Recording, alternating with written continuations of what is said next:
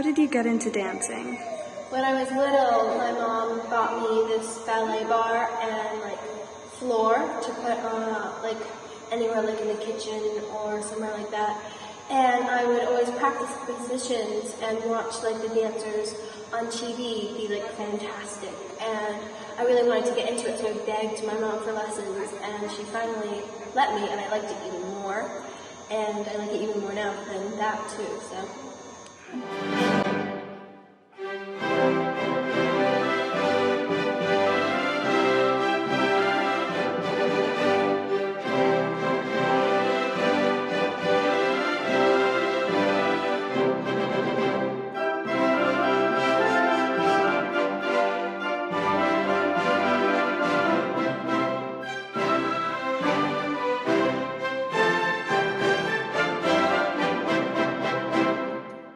Hi, I'm Stuart Gusa, and I'm stage managing the IBT production of Nutcracker here at Ursinus College.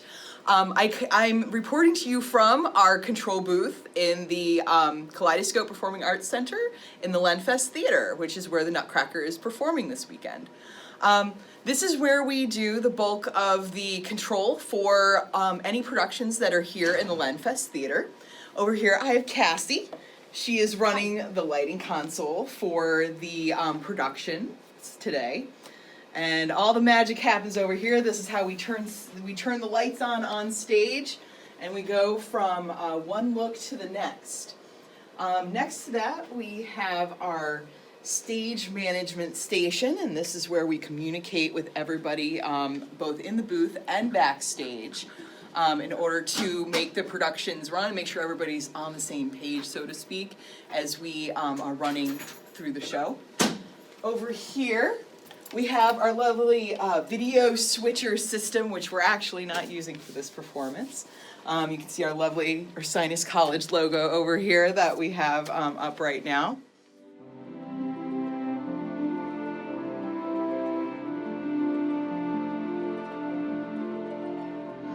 Why is it so important to warm up before a performance? It's important because if you don't warm up your muscles, you'll get injured during a performance.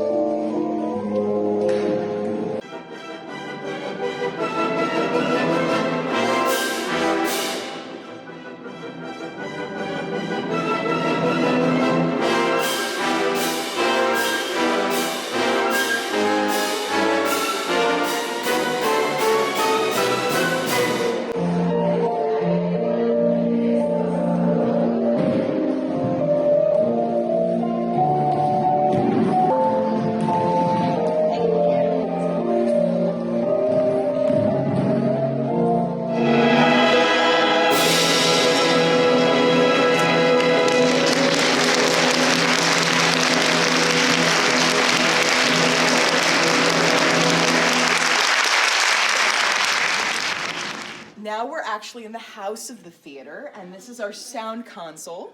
So when we're running shows in here, if we have any pre-recorded sound, we are playing it back through the sound console, and then we hear it throughout the house and then also on stage. And on stage, you can see we are set up for the top of the show, which is the house scene, which is the large major scene that we have as part of Act 1. And now we're going to go on stage so you can see what's going on more backstage.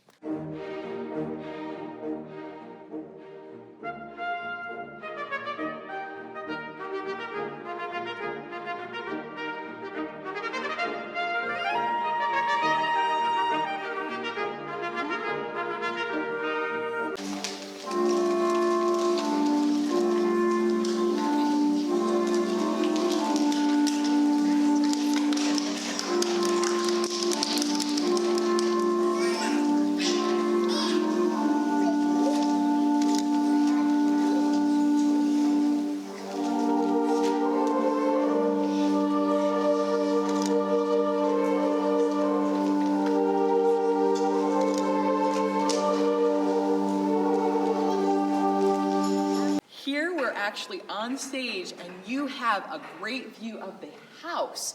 And the house is where the audience sits for the show. So you can see all the people who can sit down here in the orchestra, and then we can fit a whole bunch more up in the balcony. And if you go way up, you can see our lighting, some of our lighting system is actually all the way up top. And then we have more of our lighting system on stage, which will show you some magic.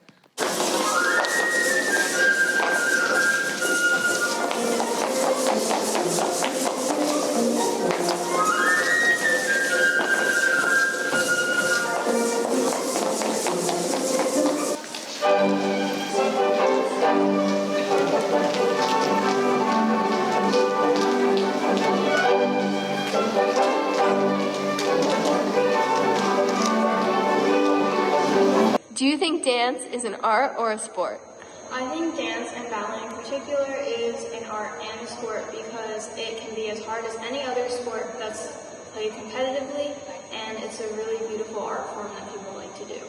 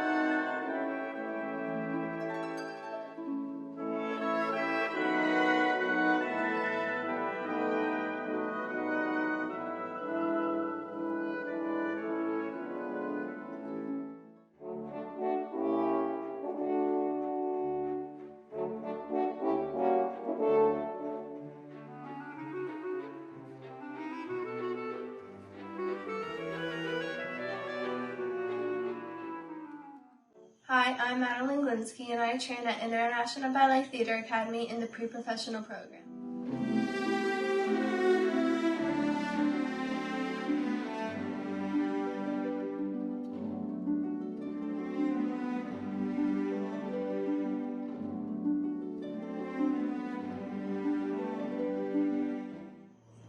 Can you explain to me what the pre-professional program is? The pre-professional program is a program designed for dancers who aspire to take ballet down a professional career path.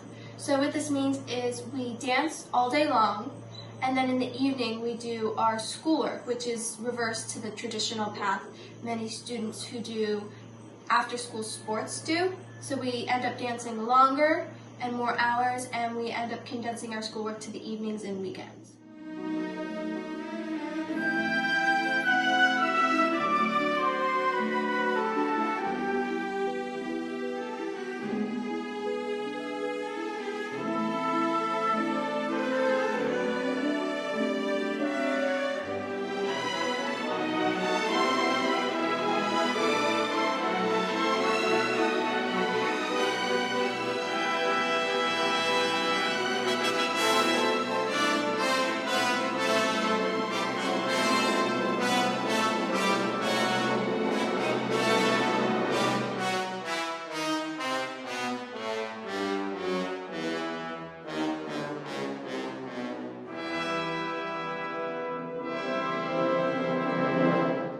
describe what a typical day for you looks like? I usually start from 10 to 11:30 in the morning with flat class, and then I'll have point, which is typical point technique where I prepare for my variations and what the rest of the day's rehearsals will look like.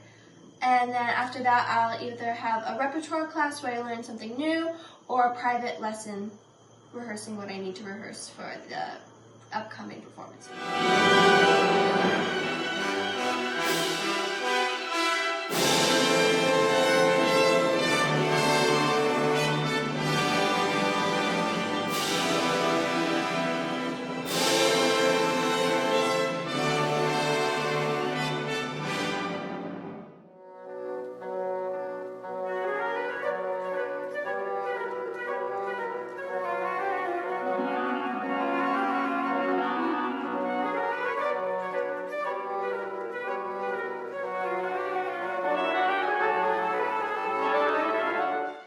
One of the most iconic symbols or things about a ballet dancer are their point shoes. Can you show us your point shoes and describe to us the lifespan of a point shoe? The typical lifespan of point shoes are 8 to 10 studio hours.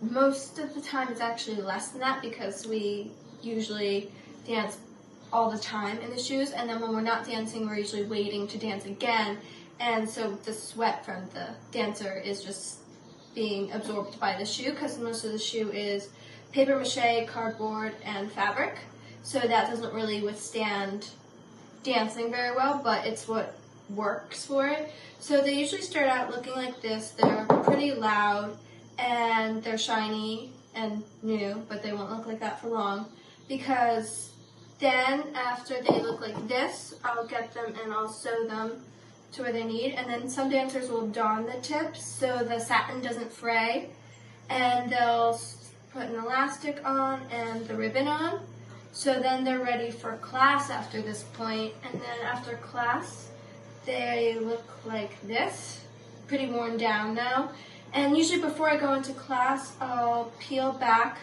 the inside of the shoe, and this is called the shank. I'll cut that and shave that back so then it separates from the shoe, so it's easier to have the foot roll through the shoe, and it's easier to bend. And so I'll wear them in class like this, and then they usually get pretty soft and like ready for the performance or for rehearsals in my case, which I do more often than perform. But so then you can see that it starts to fray there. And then after the performance, they look pretty much like this. And dancers will call them dead because you can't wear them anymore unless you want to kind of strain your foot muscles.